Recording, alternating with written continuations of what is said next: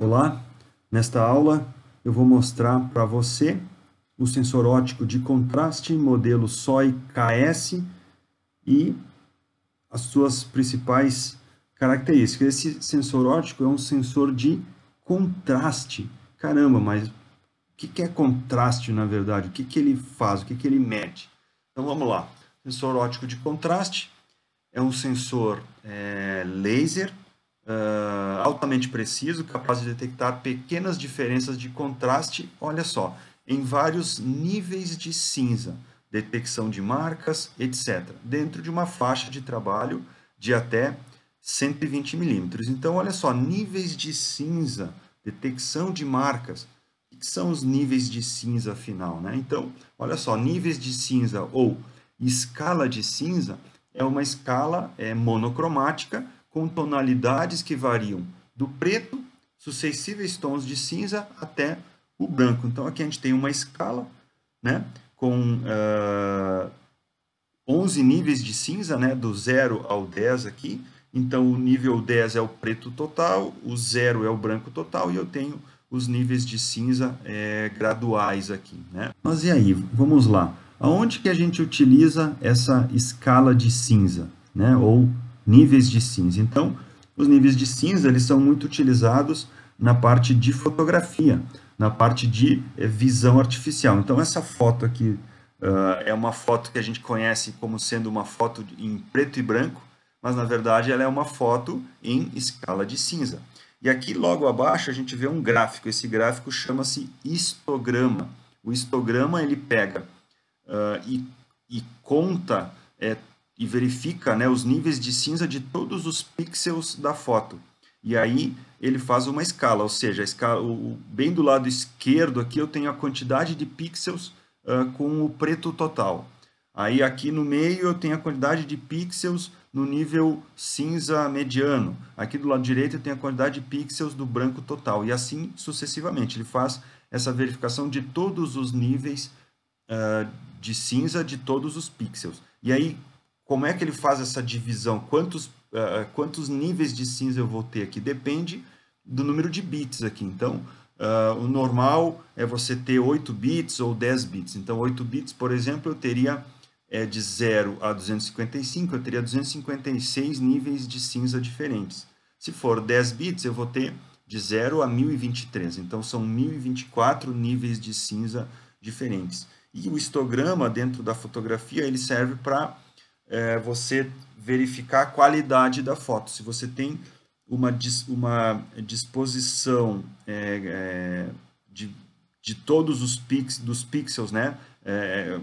Uma quantidade, né, de pixels dentre toda a faixa de cinza, é bom, é porque a foto está legal. Se a foto ficar com uma quantidade de pixels muito à esquerda, ela vai estar muito escura. Se ela ficar com a quantidade de pixels muito à direita, ela vai estar muito clara.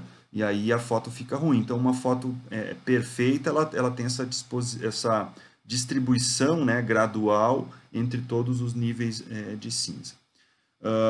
Os níveis de cinza, a escala de cinza é muito utilizado na medicina, né? Então, do lado esquerdo aqui a gente tem uma ressonância magnética do crânio, e aí esses tons de cinza, através de ferramentas matemáticas, né? Você consegue isolar cada parte aqui, e aí cada parte desses tons representa uma parte do cérebro, por exemplo, aqui, né?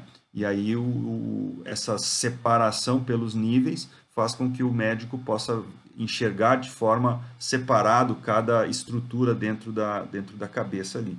Do lado direito aqui tem um raio-x, né? Um raio-x também aqui do tórax, né? Então, todo o raio-x ele é feito em escala de cinza. E aí você tem as técnicas que os médicos sabem, a gente olha assim, é tudo igual, né? Não consegue ver o pontinho ali e tal, os médicos é que conseguem enxergar isso, mas toda essa parte da medicina é utilizada a escala de cinza. E dentro da indústria, né, onde que a gente pode utilizar essa escala de cinza ou essa detecção de marcas? Então aqui, ó, detecção de marcas impressas no papel. Aqui ó, eu tenho um rolo de papel, aliás, um papel passando aqui, né, por um rolo, e aí eu tenho várias marcas, ó. Então aqui, por exemplo, a posição de corte desse matéria-prima, né, enfim, desse papel, pode ser determinada pela posição dessa marca, né? Então, seria uma função aqui de um sensor óptico de contraste verificando essa marca.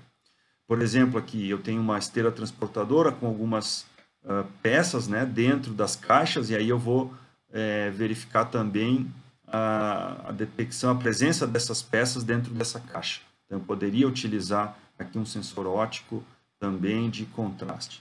Enfim, então vamos lá. Vou dar algumas características desse nosso sensor. Então, ele é um sensor laser de contraste. A faixa de trabalho ele é de 25 a 120 milímetros, então é uma faixa próxima, né? Ou seja, de 2,5 cm até 12 centímetros. O tipo de luz é um laser vermelho. E olha só que interessante, o máximo ponto de luz a uma distância de 60 milímetros, que é na metade da faixa, né, ele é de 1 milímetro. E o diâmetro mínimo do objeto a ser detectado é de 1 milímetro, ou seja, ele tem um ponto focal, né, bem estreito, né, 1 milímetro ali de diâmetro do laser, né, então é bem estreito mesmo. E, obviamente, ele comunica a IO-Link, depois vocês, na aula de demonstração, vão ver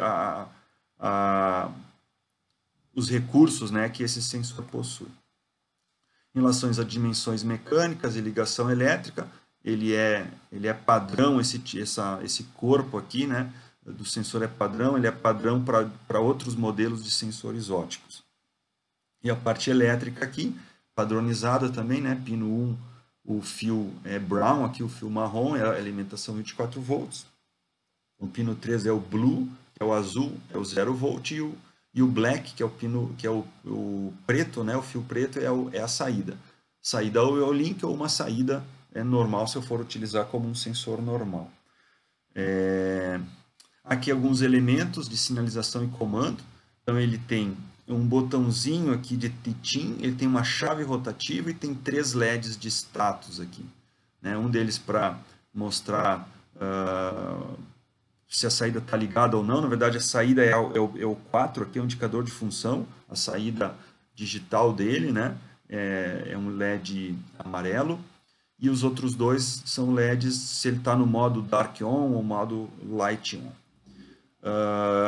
Na questão da chave rotativa, ela tem 5 posições. A posição 0 é o Key Lock, ou seja, se eu clicar lá no botão de TITIN, não vai acontecer nada. O B quer dizer background, então eu colocaria nessa posição para ensinar o sensor o nível de cinza do background, depois o nível de cinza na marca, né? O D, aí seria o M de mark. O D quer dizer o TIT dinâmico, então esse sensor ele tem um modo que eu ensino dinamicamente os níveis de cinza que ele precisa verificar, e depois ele faz uma média desses níveis de cinza, e aí aciona a saída conforme esse valor médio, né? E eu tenho a troca do tipo aqui de light para dark. Lembrando que no modo IO-Link, olha só, prestem bem atenção nisso, no modo IO-Link, se ele estiver ligado esse sensor estiver ligado a um mestre da rede IO-Link, ele sabe que está ligado, ele sabe que está no modo IO-Link, e aí a modificação aqui através dessa chave rotativa mais os botões de pitinha aqui, ó, né, ele não vai funcionar se tiver no modo IO-Link, né? Então o default dele é não deixar liberado a alteração dos parâmetros por aqui. Então eu preciso ir lá no LR Device, vou mostrar isso agora. Então se eu quero modificar esses parâmetros via os botões que estão no sensor, eu preciso alterar um parâmetro aqui, ó, esse parâmetro de Device Lock aqui, ó. Então, o bloqueio de acesso ao dispositivo para a parametrização local. Ó, o default é estar bloqueado. Descrição: este bloqueio evita a modificação dos ajustes do dispositivo através dos elementos de operação locais no dispositivo. Então eu tenho que vir aqui e dar um desbloquear e enviar para o sensor. Eu não vou fazer isso agora, né? Porque a nossa ideia não é manipular ele ou fazer as configurações pelos botões. A ideia é fazer as configurações justamente pelo LR Device. Depois eu vou fazer isso na aula prática. Tá? Que mais? E, para finalizar essa primeira parte, eu tenho três formas, né, de ensinar esse sensor. Olha só, eu tenho um modo Teaching, que é o Single Value, o valor simples. Então, eu coloco ele para verificar o ponto que eu quero, o nível de cinza. Aqui, por exemplo, na foto eu tenho aqui uma escala, né, até 10, que foi aquela escala que eu mostrei anteriormente. E aí eu coloco aqui, ele está apontando aqui para o nível 8. Então eu vou lá pelo LR Device e clico lá em dar um teach, ensinar. E aí ele vai acionar a saída dele, né, o Alt, tem o LEDzinho amarelo inclusive aqui, quando ele chegar no nível 8. Abaixo do nível 8, do 7 abaixo ele fica em 0 e do 8 acima ele fica em 1. Então essa é uma forma, eu ensino um ponto apenas. Outra forma é eu ensinar 2 pontos, 2 values. Né? Ou seja, eu ensinaria, por exemplo, do ponto 7 ao ponto 9. Eu ensino, né? Aliás, eu ensino, não é do 7 ao 9, eu ensino 2 pontos. Eu ensino o ponto 7 e o ponto 9. E aí, ele pega uma média desses 2 níveis de cinza, tá? E faz o set point nessa média. Então, como o 8 é o nível de cinza entre 7 e 9, teoricamente, ele seria o set point. Quando chegaria no 8, ele ligaria acima desse 8, fica em 1, abaixo do 8, vai ficar em 0. E uma outra forma que é bem interessante, né, é o teaching dinâmico. O que é isso? Se eu acionar o teaching dinâmico, eu dou um start, aí ele inicia a verificação dos níveis. E aí eu passo o sensor pelos níveis que eu quero, ou se o sensor está fixo, eu pego a minha peça, né, ou o que eu quero detectar e passo pelo sensor. Né, passo pelo sensor todos os níveis de cinza que eu quero que ele detecte. E aí quando eu dou um stop, aí ele pega todos esses níveis, faz a média e utiliza a média como sendo o valor para a troca ali, né, do sinal. Então, são essas 3 formas. Essas 3 formas eu vou mostrar na próxima aula aqui de demonstração. Então, valeu, aquele abraço, até a próxima aula.